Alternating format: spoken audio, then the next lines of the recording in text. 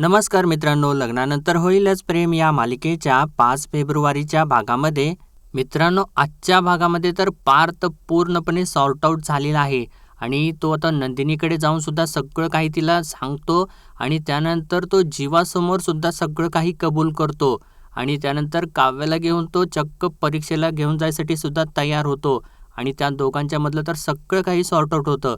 आणि मित्रांनो, आता इथे नंदिनी सुद्धा काव्याला ऑल दी बेस्ट करायसाठी आलेली असते, तिची परीक्षा असते त्यामुळे. आणि ती आल्यापासून फक्त जीवाकडेच बघत असते मित्रांनो, आणि हे खूप छान असं मस्त दाखवलेलं आहे त्यांनी. तर चला मित्रांनो, आजच्या भागाला आपण सुरुवातीपासून बघूया. आता पार्थ इथे नंदिनीजवळ आलेला असतो आणि तो तिला सांगत असतो, गेले कित्येक दिवस जे माझ्यामध्ये बघण्याची हिंमत नव्हती, ते क्षण माझ्या डोळ्यासमोर यायला नको होते. सतत असं वाटायचं की जेव्हा केव्हा काव्या आणि जीवा एकमेकांच्या समोर एका घरात एका छताखाली येतील, तेव्हा त्यांच्याकडे बघून मला एकच गोष्ट आठवेल, ते म्हणजे तो 16 डिसेंबरचा तो फोटो. कारण तेच तर अंतिम सत्य होऊन बसलं होतं ना आपल्यासाठी. नाही, मी ते विसरण्याचा प्रयत्न केला खरा, पण ते विसरणं म्हणजे बाहेरून फोटो फ्रेम पुसण्यासारखं होतं. पण धूळ मनातल्या नात्याला लागलेली होती. बाहेरून काच पुसल्याने काय फायदा होणार होता. पण शेवटी तो क्षण आलाच. जीवा परत आला. जीवा आणि काव्या एकमेकांच्या समोर, एकमेकांच्या जवळ, इतके जवळ की जेव्हा तो रडत होता तेव्हा काव्या जीवाच्या डोक्यावरती हात ठेवून थोपटत होत्या. त्याला ती धीर देत होती. आणि त्यानंतर तो नंदिनीच्या एकदम समोर जातो आणि म्हणतो, नंदिनी, तो क्षण मी विटनेस केलेला आहे. आज ते एकमेकांच्या समोर होते आणि म्हणतो, आई बाबांची शपथ घेऊन सांगतो, माझ्या मनात कुठलाही वेडावाकडा विचार आला नाही. मला तो फोटो सुद्धा आठवला नाही. जसे आपण एकमेकांना धीर देत होतो ते आठवलं मला. पार्थ आणि नंदिनी परिस्थितीने भिरभिरलेले पण आपल्या पार्टनरशी लॉयल असलेले, एकमेकांशी बोलून लग्नाची उमेद जागवणारे. शेवटी प्रेम जिंकलं नंदिनी. 16 डिसेंबरमुळे ना आमच्या नात्याला लागलेली धूळ आज ती पुसली गेलेली आहे नंदिनी. आणि आज मला सगळं काही लख्ख दिसतंय नंदिनी. आणि असं त्यानं सांगितल्यानंतर आता नंदिनी जी काही रडत असते मित्रांनो, ती आता हसू लागते आणि तिला सुद्धा त्या गोष्टीचं खूप छान वाटतं, आनंद वाटत असतो. आणि ती आता आपले डोळे पुसते आणि त्यानंतर ती जाऊन थोडंसं बाजूला कट्ट्यावरती बसते आणि तेव्हा पार्थ सुद्धा जाऊन तिच्या शेजारी बसतो. आणि त्यानंतर तो आता नंदिनीच्या डोक्यावरतीच हात ठेवतो आणि म्हणतो, आता मी जे काही बोलणार आहे ना, ते नंदिनीचा मित्र म्हणून नाही, तर मी जीवाचा दादा म्हणून बोलणार आहे, असं तो सांगतो. आणि म्हणतो, गेले 21 दिवस जीवाने जे काही प्रयत्न केले ते तुम्ही बघितले.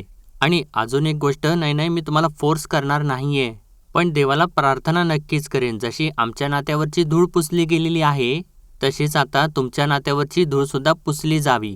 कारण आपले पार्टनर्स आपल्यासोबत लॉयल आहेत, हे आपल्याला कळालेलं आहे. हे फक्त आता मान्य करायची गरज आहे. आपण कायम म्हणायचो नंदिनी की आपण मोठी भावंड आहोत, आपण समजूतदार आहोत, पण आता आपली लहान भावंड आपल्यापेक्षा मोठी झालेली आहेत. त्यांना पटलेलं आहे की संसार दिवाळी इतकाच सुंदर आहे, कारण त्यात मैत्रीचा आणि आपल्या प्रेमाचा कंदील झगमगतोय. मी तुम्हाला म्हणालो होतो ना नंदिनी, की एक दिवस असा येईल की त्यांना हा डिवोर्स रूपी बॉम्ब आठवणार नाही. ते कंदिलाच्या पर्यायाने दिवाळीच्या प्रेमात पडतील आणि ते नंदिनी प्रेमात पडलेले आहेत, असं तो एकदम विश्वासाने सांगत असतो. आणि म्हणतो, ऐन फेब्रुवारीत आपल्या नात्याची दिवाळी लखलखते नंदिनी. आपण सुद्धा आपल्या मनाच्या अंधारातून बाहेर येऊयात आणि आपल्या लहान भावंडांचं मोठेपण ॲक्सेप्ट करूयात, असं म्हणून तो थोडंसं आपल्या घड्याळाकडे बघतो. तर नेमकं मित्रांनो तेव्हा 11:11 झालेली असतात. आणि म्हणतो, आजपर्यंत ना मी काव्यार्थासाठी मॅनिफेस्ट करत होतो, पण आज जीवानदिनीसाठी करणार आहे, असं म्हणून वरती बघतो आणि म्हणतो, युनिवर्स #नंदिनी ये ना, असं तो बोलतो मित्रांनो. आणि तिथून उठतो आणि निघून जातो. आणि तेव्हा नंदिनीच्या कानामध्ये परत त्याचे शब्द घुमू लागतात, आपण सुद्धा आपल्या मनाच्या अंधारातून बाहेर येऊयात आणि आपल्या लहान भावंडांचं मोठेपण ॲक्सेप्ट करूयात. आणि नंदिनी आता त्या गोष्टीचा सगळा काही विचार करत असते मित्रांनो. आणि त्यानंतर आता दुसऱ्या दिवशी सकाळी इकडे काव्या जेव्हा उठते, म्हणजे ती उठत असते आणि ती उठून बघते तर तिचा जो बोकडी असतो तो तिथेच बसलेला असतो.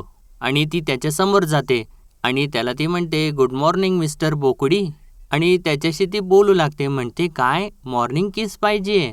आणि लब्बाडच होत चाललायस ना तू दिवसेंदिवस.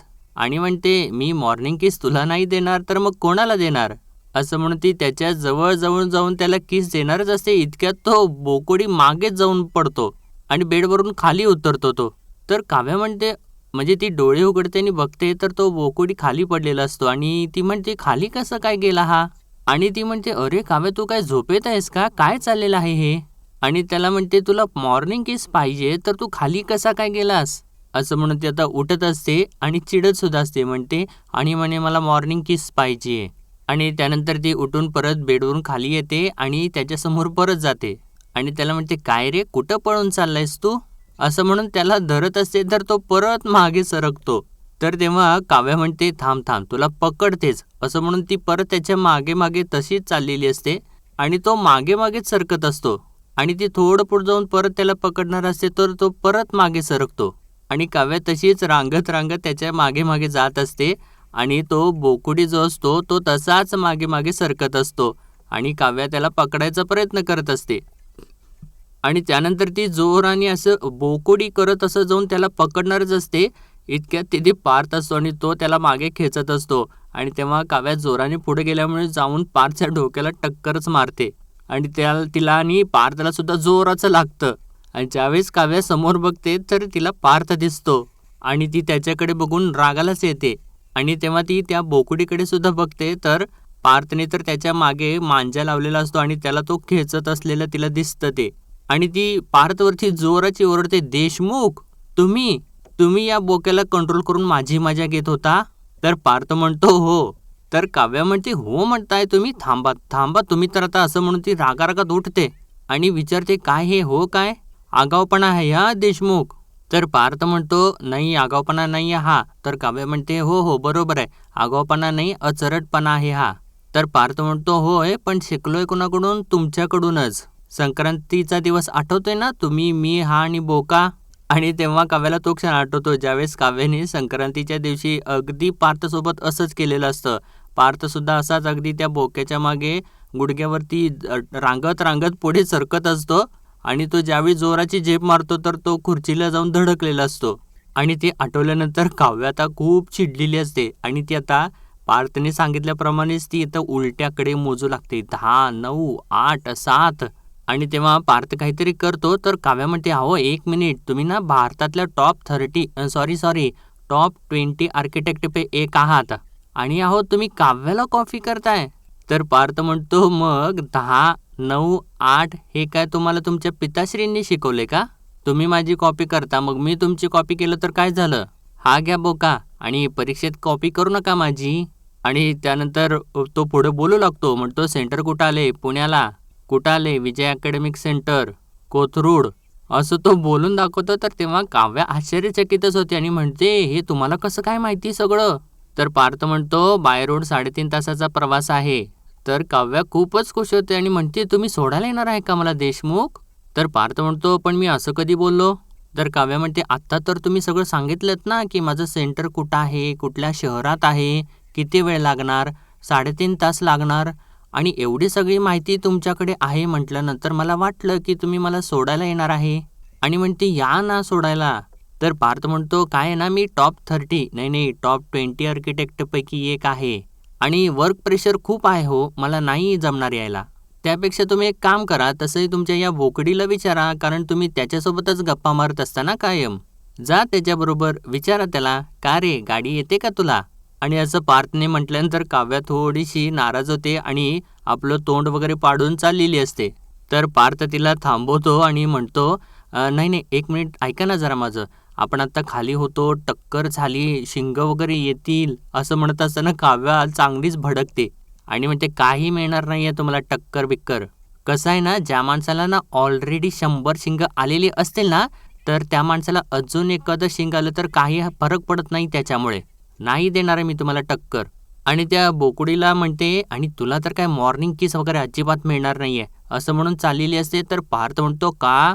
आणि तेव्हा काव्य मागे वळून त्याच्याकडे आश्चर्याने बघते. तर लगेचच पार्थ आपले शब्द बदलतो, म्हणतो, का कामाला जायचं आहे, वर्क प्रेशर खूप आहे, जा तुम्ही अभ्यास करा. असं म्हटल्यानंतर आता काव्या रागाने त्याच्याकडे बघते आणि तिथून निघून जाऊ लागते. तर पार्थ त्याच्याकडे बघत हसत असतो. आणि काव्या तशीच निघून चाललेली असते पुढे आणि त्यानंतर जाऊन दरवाजा बंद करून टाकते आणि पार्थ तसाच तिथे उभा राहून तिच्याकडे बघत हसत असतो. तर मित्रांनो, आता इकडे नंदिनी जी असते ती सारखी खिडकी उघडून बघत असते. म्हणजे जिथे जीवा उभा असतो, जिथे त्याने रिक्षा उभा केलेली असते, त्याचं सगळं काही टेंट वगैरे असतं, तिथं ती सारखं बघत असते. आणि त्यावेळेस आता तिला तो क्षणसुद्धा आठवतो ज्यावेळेस तिने असं वरून पाणी घातलेलं असतं आणि जीवा खाली उभा राहून आंघोळ करत असतो. आणि इतक्यातच आता शारदा रागारागात येते आणि तिला मागे सरकून जोराची खिडकी बंद करून टाकते. तर नंदिनी म्हणते, आई अगं पण हे काय, तू असं का करतेस? तर शारदा म्हणते, अगं नंदिनी, आता कशासाठी खिडकी उघडतेस? वाऱ्याने आपली दिशा बदललेली आहे. बाहेर ना सगळा काही आता रखरखाटच आहे. चल बरं नाश्ता करायला, असं सांगून ती आता आतमध्ये जाते. आणि त्यानंतर आतमध्ये गेल्यानंतर नंदिनी सुद्धा तिच्याजवळ जाते आणि तिला विचारते, आई तू चिडलेस का गं माझ्यावर? तर शारदा म्हणते, नाही नाही अगं, मी नाही आहे चिडलेले. मी तर एकदम खुश आहे की तू जीवांना ना पाठवलंस.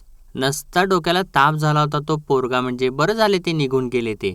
म्हणजे आता तुझ्या बाबांच्या रागाचा पाराही चढणार नाही आणि तुझ्याही. ठीक आहे, घे तू नाश्ता करून घे. तर तेव्हा आता शारदाशी चिडलेली बघून नंदिनी तिचा हात आपल्या हातात घेते आणि म्हणते, आई अगं तुझा राग कळतोय ग मला. तर शारदा म्हणते, पण मला ना तुझा रागही कळत नाही आणि तूही कळत नाहीयेस. ते इथं होते ना तोपर्यंत तू रुसून बसायचीस आणि त्या पोराचा जीव ना नुसता झिजलाय तुझे रुसवे काढून. आणि आता ते नाहीये तर नुसती बाल्कनीमधून लॉनकडे बघत असतेस. ते कशासाठी?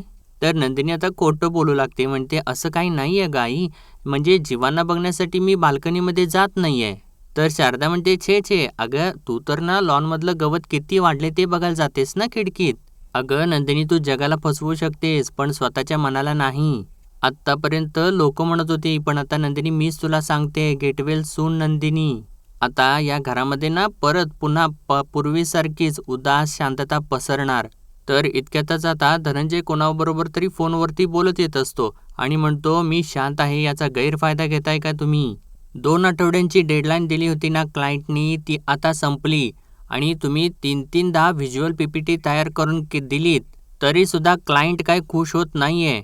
आणि जर समजा आता माझा स्टाफच इतका बिनकामाचा असेल तर मग त्याला कामावरती का ठेवावं मी? आणि राहू द्यात, मीच बघतो काय करायचं आहे ते, असं म्हणतो वैतागतो आणि फोन ठेवून देतो. तर नंदिनी आता काळजीत पडते आणि म्हणते, बाबा अहो कशासाठी चिडताय तुम्ही एवढं?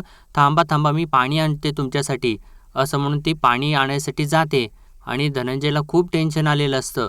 तर नंदिनी आता पाणी घेऊन येते आणि धनंजयला पाणी देते आणि त्याचं पाणी पिऊन झाल्यानंतर त्याला विचारते, आता मला सांगा काय झाले तुम्हाला एवढं चिडायला? तर तेव्हा धनंजय म्हणतो, काय नाही गं, मला ना आजच्या आज हे व्हिज्युअल PPT तयार करून द्यायचं आहे. नाही करून दिलं ना तर मग हा क्लायंट माझ्या हातातून जाईल, हे प्रोजेक्ट माझ्या हातातून जाईल. तर तेव्हा नंदिनी म्हणते, बाबा तुम्ही एक काम करता का, तुमचे ते डिटेल्स आहेत ते मला द्या. माझा एक मित्र आहे, तो व्हिज्युअल PPTच करतो आणि तो याच लाईनमध्ये आहे. मी त्याला सांगते ना तुमचं काम, तो एकदम परफेक्ट करेल. तर तेव्हा धनंजय खुश होतो आणि म्हणतो, अरे वा, पण कोण आहे, कोण हा तुझा मित्र? आणि तेव्हा नंदिनी आता थोडीशी शांत होते, कारण तिचा मित्र म्हणजे दुसरं कोण नसणार आहे मित्रांनो, ती जीवाबद्दलच बोलत आहे आणि आता हे धनंजयला सुद्धा कळलेलं असणार आहे. तर नेमका आता इकडे जीवा बाहेरून बहुतेक तो जिम वगैरे करून येतो आणि घरात आल्यानंतर म्हणतो, आशाताई माझा ब्रेकफास्ट लावा, असं म्हणून तो बसलेला असतो आणि पाणी पित असतो.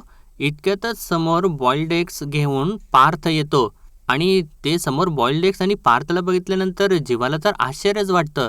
तर पार्थ त्याला म्हणतो, अरे हे घे खा. तर जीवा म्हणतो, नाही नको आहे. तर पार्थ म्हणतो, अरे तुला हवा तसं बॉइल्ड केलेलं आहे आणि छान सॉल्ट अँड पेपर टाकलेलं आहे, घे खा. अरे प्रेमानं देतोय, खा ना, असं त्यानं म्हटल्यानंतर जीवा त्याला विचारतो, आणि हे प्रेम किती तासासाठी टिकणार आहे?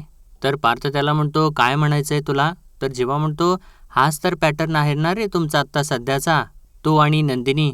तुम्हाला ना प्रेमाचा अटॅक येतो, तेवढ्यात ना तुमच्या डोळ्यात, तुमच्या पाठीवरच्या हातामध्ये सगळ्या काही प्रेम असतं.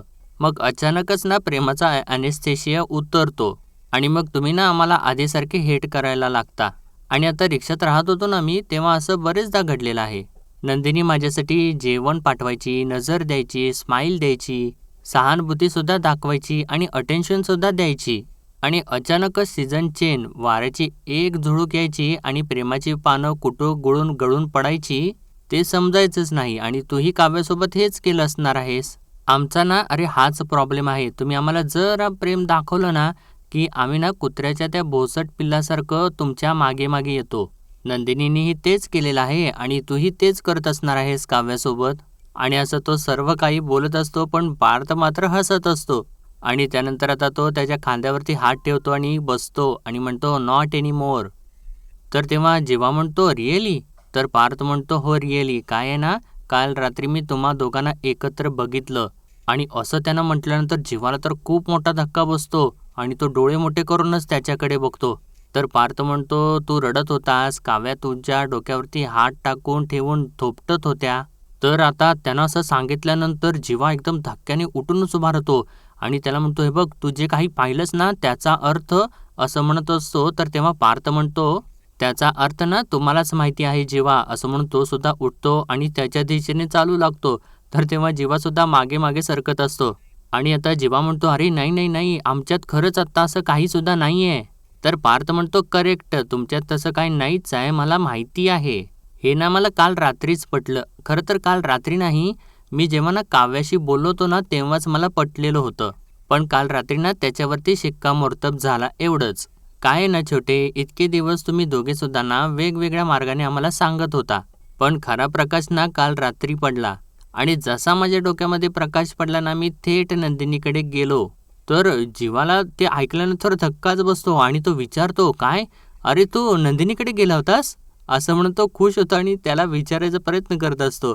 तर पार्थ त्याच्याकडे एक नजर टाकतो आणि त्याला तो म्हणतो, "हे बघ, हे सेम अशीच तुझी आत्ता जी अवस्था झाली आहे ना, अगदी ती तशीच अवस्था झाली होती माझी गेले 20-22 दिवस. काव्याबद्दल मला बरंच काही वाटत होतं, पण हे असंच तुझ्यासारखं मी स्वतःला मागे खेचत होतो. आणि असो तुझी नंदिनी काय बरी नाहीये. काल रात्री लॉनमध्ये एकटीच अशी भुतासारखी उभी होती. तुला मिस करत होती ती." असं म्हणून तो आता एक-एक बॉईल त्याला भरवू लागतो, त्याला खाऊ घालू लागतो आणि म्हणतो, "काय आहे ना छोटे, काल रात्री मी तुम्हा दोघांना एकत्र बघितलं. तेव्हा ना मला माझ्या आणि नंदिनीच्या जुन्या दिवसांची आठवण झाली. 2 मित्र आपल्या पार्टनर्सच्या बाबतीत बोलायला ना एकत्र रात्री बसायचे. तसेच झालेले आहात तुम्ही. काल रात्री जेव्हा तुम्ही दोघं बोलत होतात ना, तेव्हा तुम्हाला दोघांना कसली सुद्धा भीती नव्हती, की कोणीतरी येईल, कोणीतरी बघेल. कारण ना तुमच्या मनामध्ये आता काही सुद्धा नाहीये. आणि हे माझ्या काल रात्री लक्षात आलं आणि जसं माझ्या लक्षात आलं ना तसं मी थेट नंदिनीकडे गेलो आणि तुमच्यात आता जुनं काहीही शिल्लक नाहीये. काय आहे ना 16 डिसेंबरचं सगळं काही आता माझ्या मनातून पुसलं गेलेलं आहे. मला आता तुझ्याबद्दल आणि काव्याबद्दल आता काहीही वाटत नाहीये." तर तेव्हा आता तसं त्यानं सांगितल्यानंतर जीवाला तर खूप छान वाटतं आणि तो लगेचच विचारतो, की "तू हे काव्याला सांगितलंस का? आई-बाबांना सांगितलंस का?" तर पार्थ म्हणतो, "नाही, अजून मी कोणालाच बोललेलो नाहीये." तर पार्थ असं बोलत असताना अजून एक बॉईल त्याला भरवत असतो. तर जीवा त्याचा हात पकडतो आणि म्हणतो, "मग आधी जाऊन सांग त्यांना. तिला सगळ्यांच्या समोर सांग. मग मी मानेन."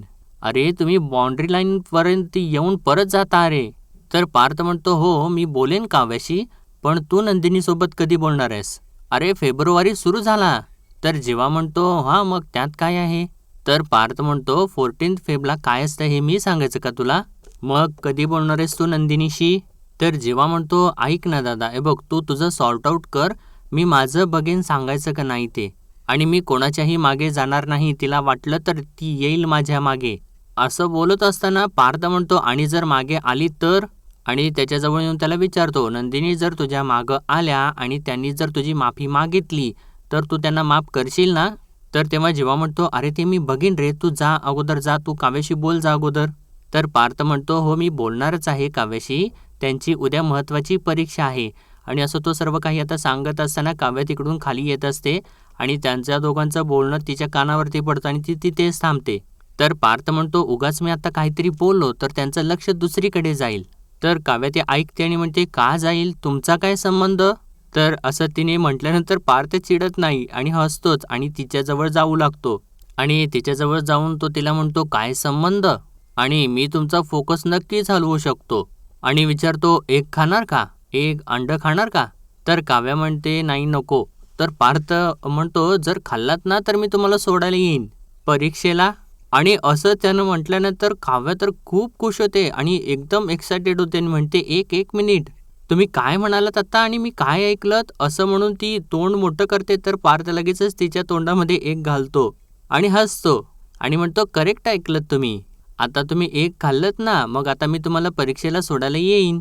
आणि मी तर म्हणतोय जेवण करून दुपारीच निघूयात. आणि ते सर्व काही मित्रांनो तिथे जीवा उभा राहून बघत असतो आणि त्याला तर ते खूप छान वाटत असतं की पार्थने आता काव्याला माफ वगैरे करून टाकलेलं आहे. तर तेव्हा काव्याला काही सुधरतच नसतं आणि ती म्हणते नाही नाही एक मिनिट थांबा, आजच. अहो पण परीक्षा उद्या आहे माझी. तर पार्थ म्हणतो हो बरोबर आहे, परीक्षा उद्याच आहे, पण आपण समजा जाताना काही अडचण आली, टायर पंक्चर झाला किंवा रस्ता बंद असेल तर तेव्हा काव्याला काही सुधरतच नाही आणि ती म्हणते अहो टेन्शन हार्ट बंद पडेल माझं. तर पार्थ म्हणतो हो म्हणूनच तर म्हणतोय आपण आज दुपारीच निघूयात. इतक्या मोठ्या परीक्षेला जाताना बफर टाइम ठेवूयात ना, तिथे जाऊन सेटल होऊयात.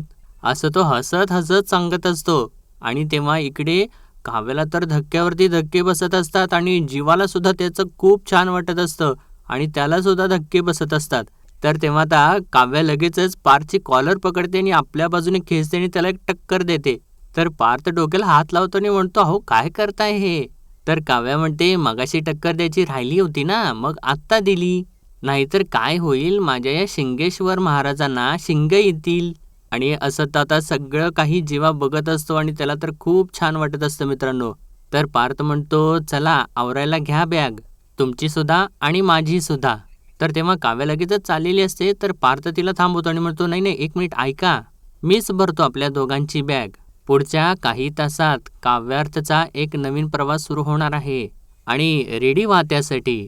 आणि असं तो सांगत असतो आणि काव्य खुश असते आणि इकडे जीवाला सुद्धा मित्रांनो आता पटलेलं असतं की आता पार्थ काही बाउंड्री लाईनवरून परत आलेला नाहीये, त्याने सिक्सर म्हणजे बाउंड्री लाईनच्या पलीकडे सिक्सर मारलेला आहे आणि तो सगळं काही त्याने सॉर्ट आउट करून टाकलेलं आहे. आणि जीवाला हे सगळं छान वाटत असतं. आणि आता पार्थ आणि काव्य हे असं दोघं बोलत असतात इतक्यातच मित्रांनो तिथे नंदिनी येते आणि ती म्हणते ऑल द बेस्ट काव्या. आणि तिला बघितल्यानंतर पार्थचे डोळे मोठे होतात, काव्याला पण धक्का बसतो आणि जीवा सुद्धा धक्क्याने तिच्याकडे बघतो. तर तेव्हा नंदिनी आता काव्याकडे आणि पार्थकडे बघायचं सोडून ती जीवाकडे बघू लागते. आणि जीवा तर तिच्याकडे बघत असतो पण त्याला राग आलेला असतो आणि तो थोडंसं खाली वगैरे मान घेत असतो. आणि मित्रांनो आजचा भाग त्यांनी इथेच संपवलेला आहे आणि पुढील भागामध्ये आपण पाहणार आहोत काव्या तर म्हणत असे नंदिनी ताई तर मला भेटायला, मला ऑल दी बेस्ट करायला आलेली आहे, पण तिची नजर मात्र दुसऱ्याच कोणाला तरी भेटायला आलेली आहे. कारण नंदिनी तर मित्रांनो आलेली असते, काव्यासमोर उभारलेली असते, पण ती बघत तर फक्त जीवाकडेच असते. तर तेव्हा आता जीवात म्हणजे तसं काव्याने म्हटल्यानंतर म्हणजे नंदिनी त्याच्याकडे चाललेली असते तर जीवा तिथून वरतीच निघून जातो. तर तेव्हा काव्या नंदिनीला सांगू लागते खूप दुखावलेला आहे जीवा आणि आपण देशमुखांच्या सुना आहोत आणि देशमुखांच्या मुलांना कसं मनवायचं हे आपल्यापेक्षा जास्त चांगलं कोणाला माहिती असणार आहे, असं ती सांगत असते. तर तेव्हा नंदिनीच्या डोळ्यामधून सुद्धा पाणी आलेलं असतं. तर आता त्यानंतर पार्थ तिची बॅग म्हणजे आपल्या दोघांची बॅग भरू लागतो आणि तेव्हा तो भरत असताना काव्या तिथं येते. तर पार्थ तिला म्हणतो जरासं तुम्ही सुटकेसवरती बसा ना, तुमच्या वजनाने ना बॅग खाली जाईल आणि लगेचच चेन लागेल, असं तो सांगतो. तर तेव्हा काव्या चिडते थोडीशी आणि म्हणते काय करता तुम्ही दरवेळी बॅगेमध्ये, असं म्हणून ती येऊन बॅग उघडते आणि नेहमीप्रमाणे पार्थने त्याच्यामध्ये काय नाही ते भरलेलं असतं आणि ते बघितल्यानंतर काव्य तर तोंडावरतीच हात घेते आणि तेव्हा पार्थ आपलं तोंड वळवतो. म्हणजे मित्रांनो या दोघांचं तर सगळं काही असं मस्तपैकी पूर्वीसारखं चालू झालेलं आहे. आणि आजच्या भागापुरतं एवढंच, भेटूया परत उद्याच्या भागामध्ये. तोपर्यंत आपल्या व्हिडिओला लाईक शेअर आणि सबस्क्राईब नक्कीच करा.